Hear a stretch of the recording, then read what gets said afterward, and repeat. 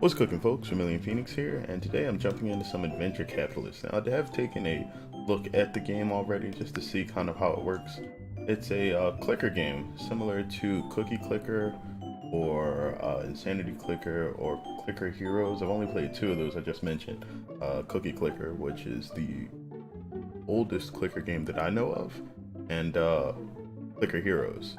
But I wanted to take a look at this just because it seems like there's a lot of features and things that you can do in this game that are sort of hidden, and I just want to take a look at exactly how it works.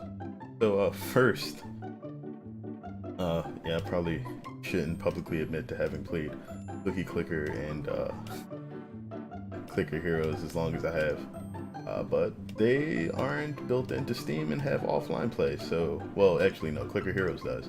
But back to the point, let's get back to Adventure Capitalist. So you kind of purchase buildings by gaining money from clicking the icons that you have here. The bar that's here kind of fills up, and when it completes, you get your money. So there's like breakpoints, I guess you could call them, right there. Every 25 to begin. Can't hire Cade Johnson yet. When you first unlock a building, you're kind of just clicking them to keep everything going, and you can't really speed them up at all.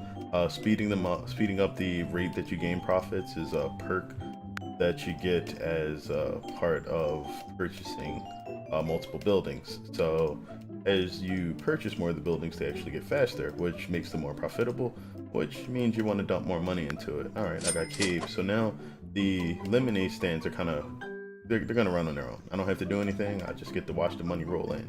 And when you have a manager, they actually work when you're offline, which is the most insidious part of the game because it plays itself for you. Now, a lot of people may think that that's a bad thing, but the way that basically what it's supposed to do is it's a casual game. It doesn't require a ton of player input to make things happen. What it requires is you basically pay attention to objectives that the game will give you, and you focus on making sure that those get completed.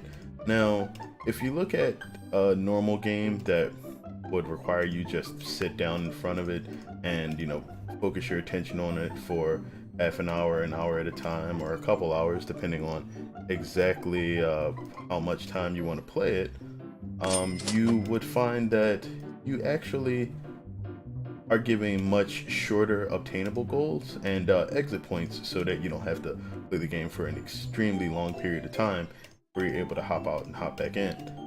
Like when people talk about casual games, it doesn't mean that the game is of lower quality or anything. Basically what it means is the game has a ton of exit points. Like if I wanted to stop Adventure Capitalist, I could quit anytime I wanted. What they all say, right? And one of the cool things I think is that all of the characters that they have here are based on like pop culture icons or existing franchises. Like W.W. Heisenberg is based on Heisenberg from Breaking Bad, and he runs a car wash and absolutely does not make meth inside of it, not at all. But as you get these managers, what happens is you no longer have to focus specifically on the money-making part of it and clicking the items. Like I can't click newspapers to get more newspapers out quicker. The only thing I can choose to do is really purchase more stuff. So the shift, like the intro to the game, is basically you getting used to the fact that you need to focus on making the money, and then once you get far enough, they kind of just strip that from you. And that's a good thing. That's kind of what other games try to do with tutorials and teaching you how to do things. Like they get you into a game and they give you like a really menial tasks to do in the front, so that you can kind of get used to the controls. They're usually not too intense, too challenging, but they get you used to everything. And then once you start getting through things sort of intuitively, they up the challenge. And so what will happen here is, instead of them giving me all of the money easily, I'll have to actually try to focus on how best to increase my earnings. So this is over the threshold. I should actually buy those to double the profit speed. I don't have to click those anymore. I do not have the car wash and the pizza shop manager yet. That is WW Heisenberg and Mama Sean, like Papa John. You'll see that these are much less effective than the ones that are on autopilot. And that's by design. That way you have to spend a little bit of time focusing on these. But once you sort of get your economy going, it's on autopilot. And that's very much the way that real businesses should work. Like, you put enough effort into it at the beginning, and then you sort of hire people to, you know, rake in the money for you. And that's how jobs are created. Besides all of the legal garbage and other things that might be running into it, but we're gonna completely dodge all that. Pivot, leave. Alright, so what else do we have down here? So I have restarted once. I have about 3 angels, and I don't know what this easy upgrader does. Sully, Spike, H. Connor. Let's find out. You're sure to want to spend 34% of your angel investors? Yup. On a hiring spree, managers live to impress and gladly run your investments for you 24 hours a day, earning cash even while you're offline. Neat. When you can afford them, hire senior managers to reduce the cost of investments, track your profits down to the second, and generally make life easier on you. You're a busy capitalist and those fingers need a break. Yeah, so senior investors can only be hired via angels, I believe. Next, min times 3. Oh, they tell you that. Oh, that's the easy upgrader. It tells you what the next least expensive upgrade is. That's useful. I don't know if it's worth 2% profits, but I guess you can get plenty more angels later.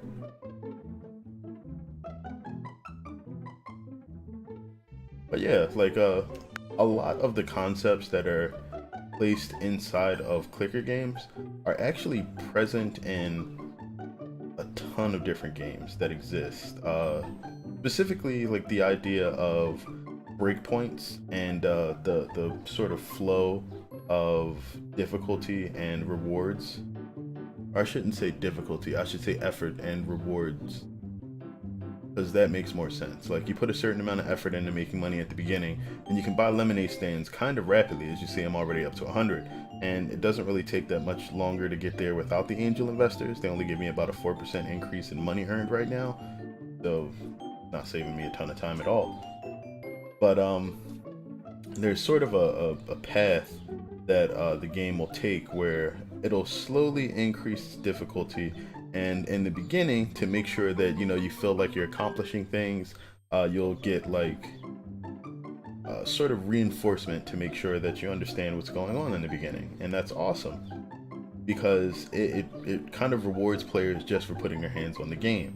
But as is the usual bit, and you know, psychology, Skinner boxes, or yeah, all of that good stuff, as you get further into the game, they reward you less. And this is usually the point where a lot of people will start to say games start to get grindy, and it's because the rewards actually get spaced farther out.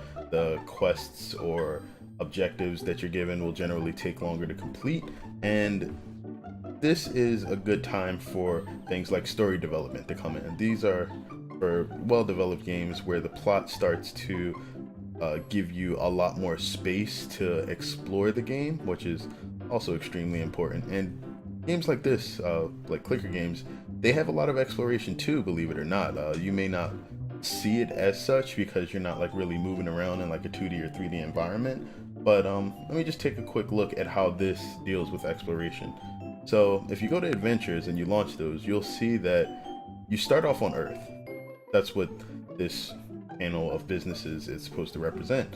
And the adventures, once you get up to enough money, will actually launch more planets for you. And with games like Cookie Clicker originally, I believe you had quests that were in the background that you kind of had to complete, and they were working on a dungeon. I'm not ever sure if they finished that at all, but with this, you actually unlock more planets, and there's events that show up where you have to do certain things. I believe the next event for this game is July 22nd, and I may or may not actually get into that. It seems like it might be interesting. and if this game doesn't drain my soul out by then, I probably will. There's also the ability to convert like your money to megabucks, which allows you to get tickets and boost the profits for a particular planet. So like the earnings, which are the main crux of the game, combined with your ability to kind of look at new places to launch the game again, like kind of like stepping stones for a combination of difficulty. Although there's nothing really difficult about this game, the only real advantage to playing a game like this, where you're not really fighting against anyone, like there's nobody that's going to attempt to take your money, other than you yourself spending it on buildings, or resource generators, or however you want to like look at the different lemonade stands, newspaper stands, car washes, pizzerias, and donut shops. Like there's no adversary, and a game like this is actually a good place to start for people that aren't looking for really like competitive games, because competitive games are kind of at the opposite end of the spectrum. With those, you will have games where like the entire point is literally for you or your opponent to get destroyed and for you to learn. And those games have a very different type of risk and reward situation. Like just starting the game up means that you're going to lose, and it's something to be expected. Like some people don't like that about competitive games, so they stay away from them. I'm a bit mixed. Like competitive games tend to have effects on the players themselves that, if not properly managed, kind of make some people a bit dickish, but to each his own. I mean, some people can deal with it and handle it well, and these are the kind of people that are like exonerated. Is that even the right word? These are the exemplary people within certain communities. If you look at the fighting game community and people like Daigo Umehara, like he is a very humble individual when talking about the majority of things, and he's willing to really go out of his way, even traveling to other countries just to put on a show for people for the games that he plays. And he always talks about really just trying to be a better player, and doesn't really go out of his way to kind of trash talk or put certain people down. And that's that idea that like what you want to do is like not only be good at the games and practice to perfect like your ability in them, but to just help build a community is a wonderful thing. And it's something that I love to see in many people, not just people in particular game communities, but YouTubers and people in general. It's an amazing thing to see. I love it. Starting to ramble a bit, but that's fine. But yeah, that and like just building community is awesome. Like you just have to be careful not to let it turn into something that is like particularly bad sometimes, which doesn't happen too often, but you know, they're starting to creep up if they haven't been there already. But on to the good stuff. So exploration is great. It kind of expands what people want to see in games, but if you want to hear, like, exploration isn't the only thing that draws people to video games. And that's why kind of why the tangent about competitive games makes sense too, because some people really enjoy like that point where you're learning about a game and you're trying to kind of cultivate techniques or technology that you can use with a character, or like the inputs that you have to pull off certain feats within a game. And for some people that is an amazing thing too. If you look at I'm gonna mention another fighting game person here again, Desk is a bassist who also demonstrates often like techniques that you can pull in fighting games to do like really amazing stuff. Back when Street Fighter 4 was popular, this guy was doing like infinite combos with Chun-Li, and it was ridiculous. Like nobody had seen like a lot of things like that before, especially in Street Fighter 4. And I think he had like a world record score for the arcade mode, which was pretty impossible to beat considering he was doing like 100+ hit combos or something close to that, I think. But he's not somebody that loves going to tournaments, so he found his own way to play a fighting game. And like that goes back to, you know, score attacks and arcade games where like there wasn't really a sort of like defined story-based end goal in video games. And like there's a lot of people that keep saying, you know, oh, this game's bad because there's no story. Like, play a game the way you want to play a game. I don't need a game to have the most excellent, riveting storyline that was ever created every time a game gets released, because every game is not meant to be that game. Like, every game has to find its own niche. And once you do, it's an amazing thing. But if you attempt to judge every single game that's released on the virtues of a previous game, you're never going to get anything new. And that's something that a lot of fandoms have to realize that they can't stay behind. Like, if somebody does something well, that's great. If somebody else comes out and try to do the same thing with a different twist on it, don't hate on that game. I mean, there can be legit bad things about certain games. Networking not being handled properly is a big issue. I believe a lot of that has happened recently with Mighty Number 9. What else? Just glitches and errors being prevalent in video games, which are kind of a mixed bag. Like some people don't realize that the combo system from Street Fighter was originally like not intended, and it happened to be like the key feature of fighting games that was added later on. Like, it's one of the most prevalent systems that have come out of just, I guess, happy accidents in programming. But again, that's amazing. Like, sometimes mistakes actually turn into successful things. But that's why we have to be willing to embrace things that people dislike sometimes. What do we got here? More upgrades, cash upgrades. I don't even need to do that. I can just do this. Okay. So when I see a game like Adventure Capitalist come out, and then like, I originally was thinking about talking about it and comparing it to Cookie Clicker, but I don't think that's fair, because they're trying to do something very, very different here. And while the core elements of a clicker game are essentially the same, you click the things generate money, and then you use the money to buy more things, which generate more money, and then it just repeats that feedback loop over and over again. What you wind up getting is, you know, this take on literally trying to capitalize, or, you know, bring capitalism to like a universe and different events. And so the event thing, just like kind of keeping everybody involved with coming back to the game, it's interesting. I don't really know how it works because I just got into this game literally a day ago. I'm recording this June 26th of 2016. So there are people that have played this for like forever before me, and if you want to see how ridiculous the game gets, I'm sure you can check out some of them. But it's interesting, and when you find something interesting in a video game, feel free to explore it. Like, you may find something that doesn't really fit you. You may not like it, but there'll be a bit of the population that will check it out and say, hey, you know what?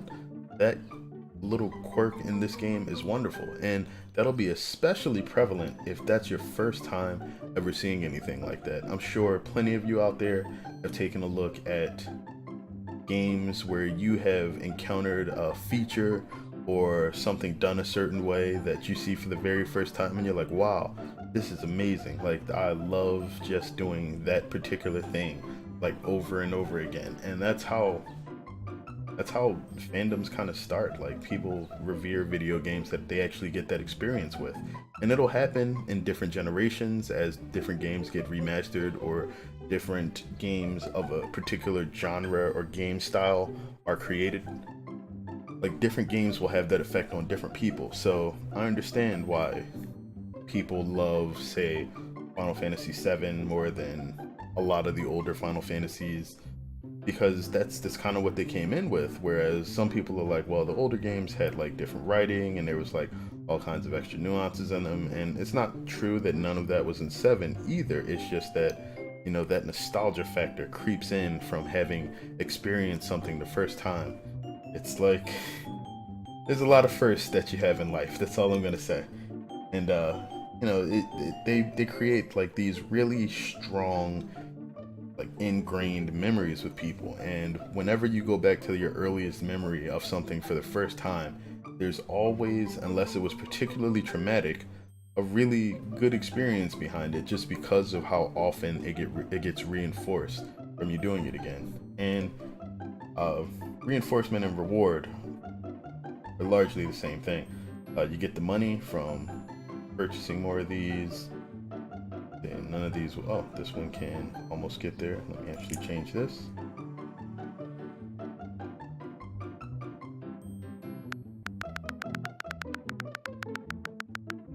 There we go. So yeah, like rewards. Ooh, this can actually get up there too, and I missed it. Oop. Oop. Boop, boop, boop, boop, boop. Yeah, rewards are something that pretty much all that's anytime you hear a game talk about RPG elements, 99% of the time, what it's talking about is some sort of experience-based level system, so that you can get like that little ding reward, feel good sound effect, and that time that like sound, those sound effects, the music that plays every time a character levels up, like all of the information that gets put forth during that period of time is meant to encourage you to continue, to keep going. Like it's your reward for having done all of the things that lead up to that point. Just like eventually unlocking these additional planets are kind of your reward for sitting through the just literally watching numbers go up and purchasing things and just more clicks. And that's the interactive part of video games. This is the part that most people actually deal with the most. Like, you may not think of it that much, but when you're playing like a MMO or something like that, mostly what you're doing is you're interacting. You're getting like these little numbers that accumulate in the background, and they're building up, they're going. Like, the more things you do, the more these numbers accumulate, and they can be different types of resources. They all don't have to be a single one. It could even all be the same resource. It can be money, it can be experience, it can be whatever you want. But at some point, like now, you reach a point where they reach a certain threshold, and then you ding.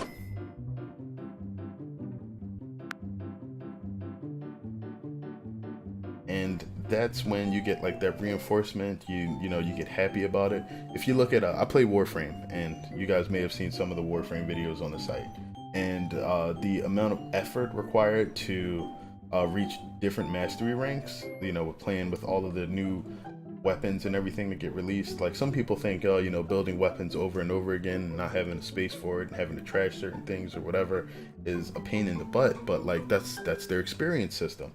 So you use the weapons, you gain the experience, the mastery points, and then you eventually like, not only do you have to do that, but then you have to show that like you've actually learned something about the game by completing their mastery test. And when that mastery test is completed, you get an additional mastery rank. Now, they've recently started building the mastery rank into like kind of bonus features and being able to gain additional points for other rewards. But you can see how the reward systems are kind of entrenched there, and that's a beautiful thing. Like that's kind of the way that like people and animals are taught to live through life. Like, you put in effort and you get a reward for it. It's what farming is. You put effort into your land and then you grow crops. You know, there's knowledge that goes into it, and the knowledge is basically you can consider knowledge like the fine-tuning, or, you know, knowledge, techniques, all the same thing. Like that learning aspect of it is basically learning how to do everything as best as possible. So yeah, this should be run by a manager now, so I don't have to worry about it. Ooh, this is starting to run a little bit long, so I think I'll go for like about another 5 minutes. But knowledge is like the part of learning how to do something that makes you better, and that's the knowledge and execution are like the last two layers of games that are extremely important. You'll think of something like execution is extremely important in fighting games. Consistency is what that's termed as a lot of the time. And consistency is extremely important. It means that when you do something, you will be able to repeat it often, and sometimes almost 100% of the time. And the more consistent you are, the easier it is to determine like where you'll wind up after a certain point. For something like speed running games, which my good friend Ed Dane does a lot of. He actually plays speedrunners itself. But then you look at things like Awesome Games Done Quick, AGDQs, and the entire thing about those games is the more consistently you can reproduce results, the more people will spend time learning like every single subtle nuance of the game, so that they can kind of perfectly run it in the shortest period of time. And that has created an entire sub community of gamers, and that's a beautiful thing. I love it. I like seeing things like that. But geez, this has been an extremely rambling video. But the ideas behind video games is something that I like to talk a bit more about. If anybody feels like you guys would want me to make like a series of that, I could probably like gather a bunch of footage and start cutting things up, maybe add some music to it, make it look very stylized. For now, I'm just gaining me some money with capitalism. I got the 20 million pretty quick. I'm looking at. I'm a millionaire. Lifetime session earnings 74 million. Not bad. So I think I'll do what I did. What I want to do is I'll get the movie studio. I should be able to hit that within like a few more minutes. And after that, I'll pretty much cash out of everything. Oop.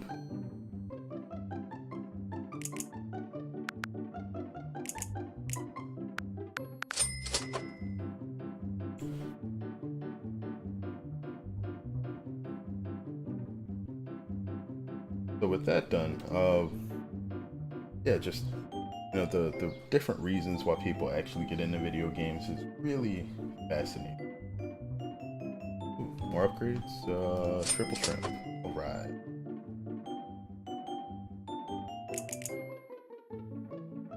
All right, we need 100 here. I would like to get 50 here, 50 here, 25, 25, and 22. It's gonna take a while though. But just like those concepts behind like why people get into games, I'm going to link a ton of stuff, probably from extra credits. I love watching like almost everything that those guys do. If you feel like it, I will try to remember to put a link to extra credits in the description so you guys can take a look and just see some of the different things that they talk about regarding like how gamers are broken down into different groups. Bartle's taxonomy, that'll be what I'll link.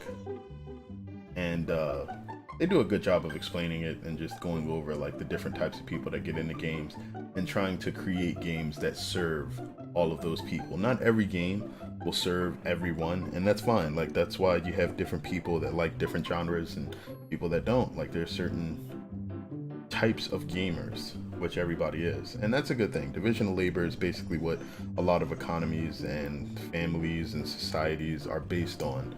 And games, I wouldn't expect to be any different. They're an experience just like every other part of life. So have at it. Ooh, I can get another upgrade. Okay. I'm almost at 200 lemons too. That'll be awesome.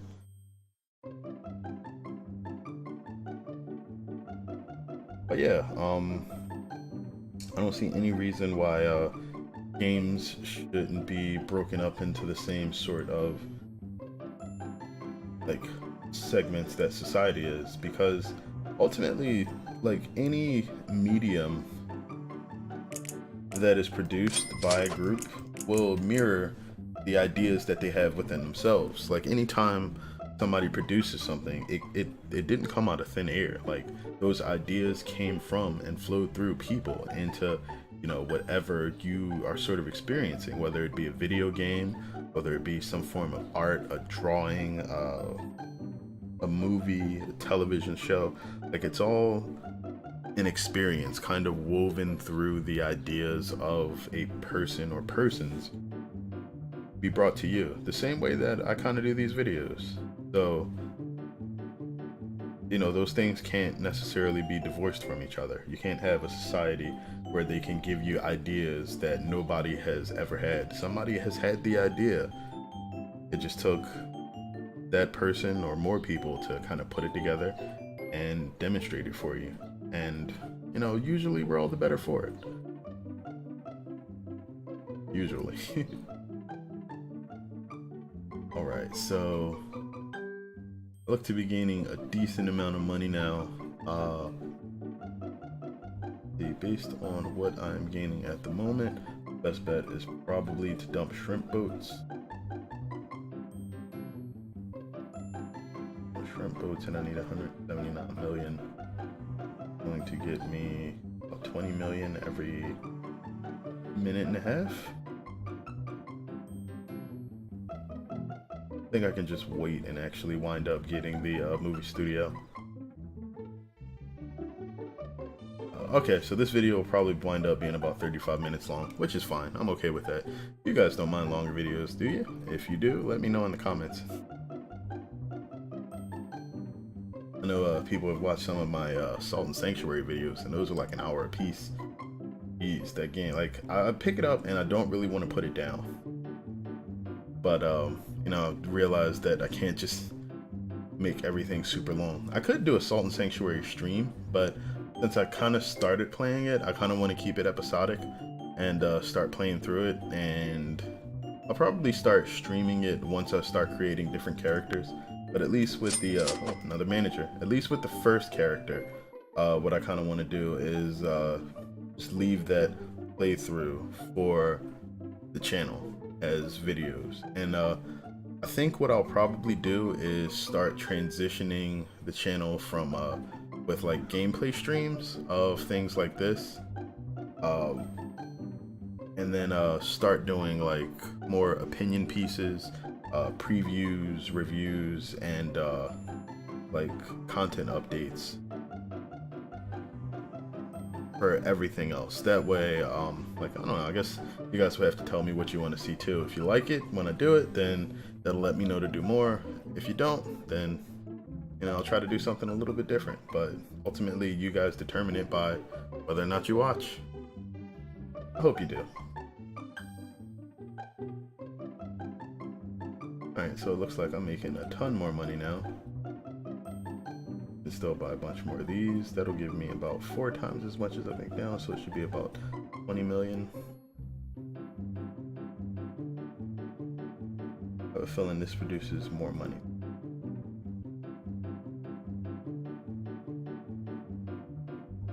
We'll see. 4 million every 12 seconds. Yeah, this is a better money maker than this right now.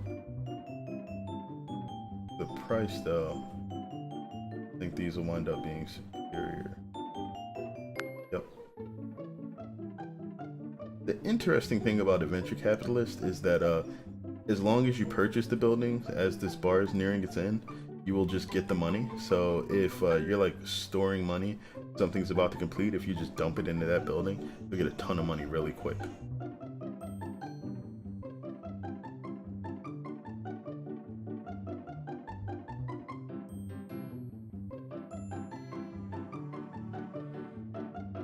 But yeah, I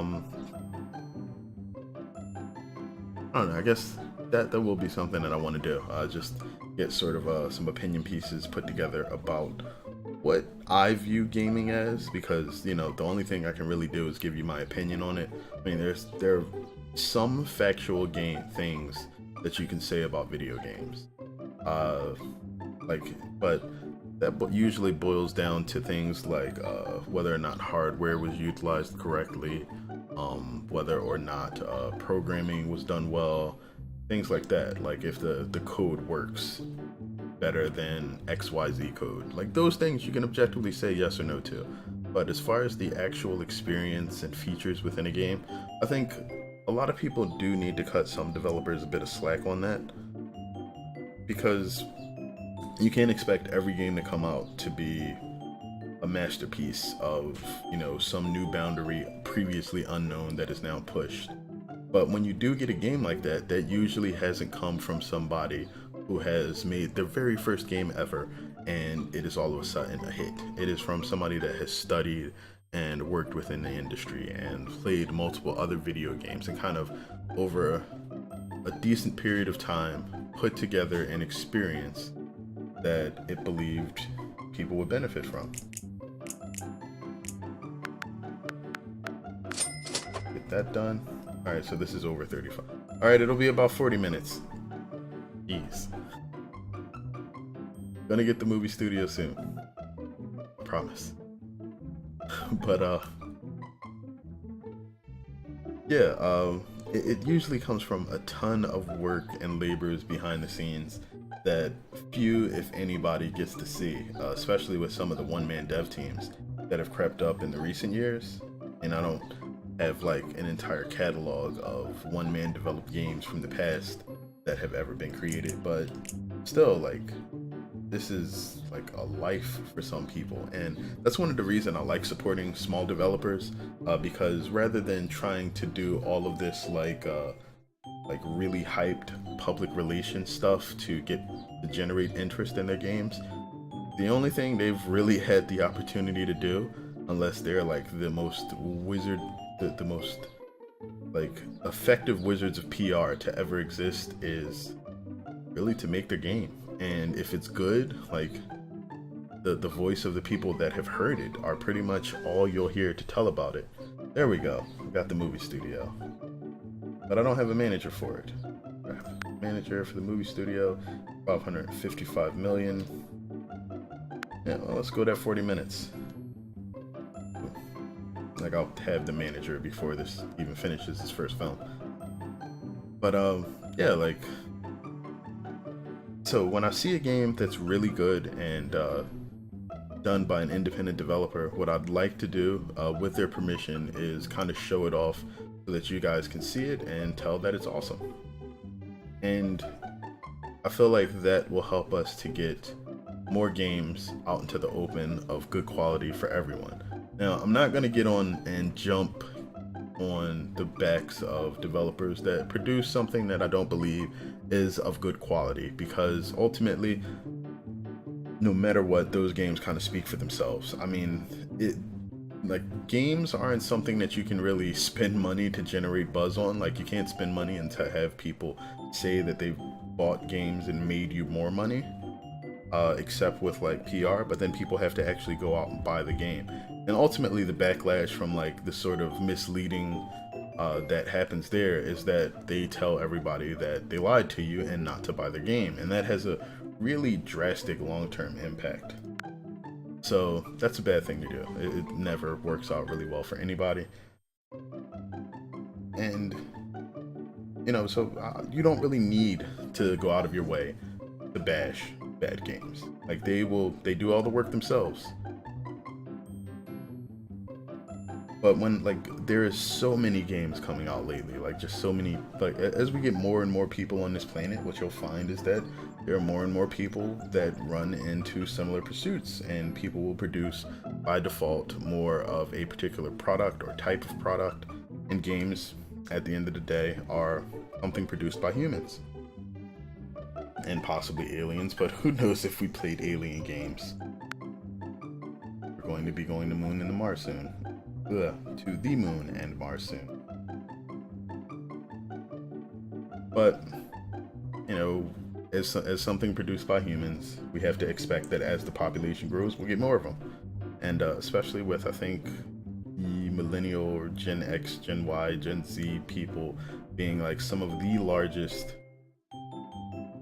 populations of people that have been birthed in recent years, there's going to be a whole bunch of people like bumping elbows with each other to produce the same kind of stuff. So rather than hate on people that aren't doing a good job, I want to see what we can do to actually like work with developers to improve their games Not that I am like some magical holy voice of the gamer population, because I am far from that. I'm literally a dude just producing videos in his spare time, and hopefully somebody enjoys it. And I don't ever expect to have like a voice in the games industry. Like, I just want to make sure that if you guys see something interesting, or if I see something interesting, that I get to share it with you, and hopefully if somebody finds some sort of enjoyment in either watching this or playing the game, my mission is accomplished. But I would like to see developers that produce interesting things that I enjoy, get like, you know, some voice to spread it to other people, and I've chosen to be that voice. Alright, so we are really close. We're about at 40 minutes to getting that manager for the movie studio. I'll probably just cut to me buying the manager at the end once the time finishes. Alright, here we go. Stephanie Spielberger, Steven Spielberg's illegitimate sister, I assume.